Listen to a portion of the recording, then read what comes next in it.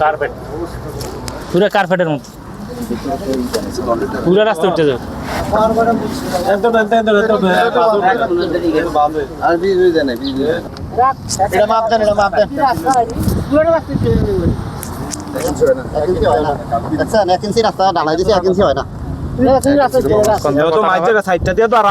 রাস্তা ঢালাই দিছে 1 ইঞ্চি হয় না কত সুন্দর রাস্তা ঢালাই দিছে আছে দল এই দেখছে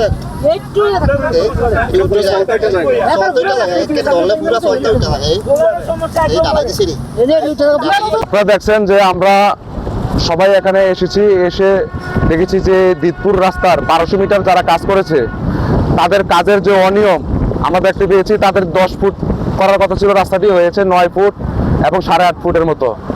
আর আপনারা দেখছেন যে আপনারা দেখছেন যে রাস্তা যারা কাজ করেছে তাদের পুরো রাস্তায় পুরো চলতার মতো হাত দিয়ে পুরো চলতার মতো উঠে যাচ্ছে।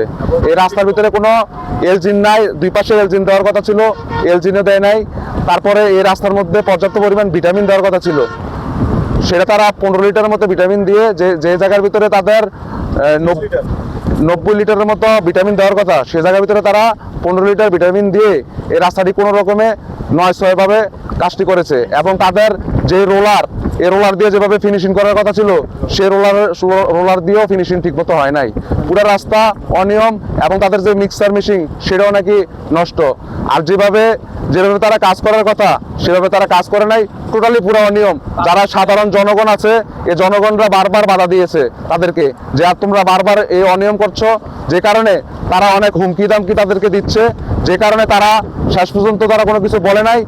শেষ পর্যন্ত রাস্তা তারা যখন ফিনিশিংয়ের কাজ সম্পূর্ণ হয়েছে আর তাদের এই সিলেকশন ভ্যালু দেওয়ার কথা ছিল এই রাস্তার মধ্যে, তারা কোনো সিলেকশন ভ্যালুও দেয় নাই, আবার মিক্সজেন ছিল না, যে কারণে তাদের রাস্তার টোটালি পুরো অনিয়ম। আপনারা দেখছেন যদি এই রাস্তার ভিতরে যদি বৃষ্টি হয় এবং গাড়ি ঠিকমতো চলাচল করে তাহলে রাস্তা আমার মনে হয় যে 3 মাসে এই রাস্তা টিকবে না। আপনাদের রাস্তাটা কাজ করছেন না?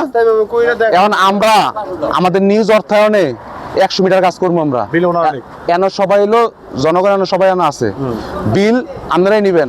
100 মিটার কাজ আমরা নিজ অর্থায়ন আমরা করে দেবো। আমরা কাজটা করার পরে যেভাবে আপনাদের যে অনিয়ম আমরা পাইছি আর আমাদের কাজ করার পরে যে অনিয়ম আপনারা যদি পান এটা দেখবেন, ঠিক আছে? আমরা সাধারণ মানুষ যারা আছেন সবাই দেখবেন, তাদেরকে আমরা আমাদের 100 মিটার পর্যন্ত আমরা কাজ করে দেবো। করার পরে তারা যে কাজটা করছে কাজ করার পরে এটা আপনারা বিবেচনা করবেন।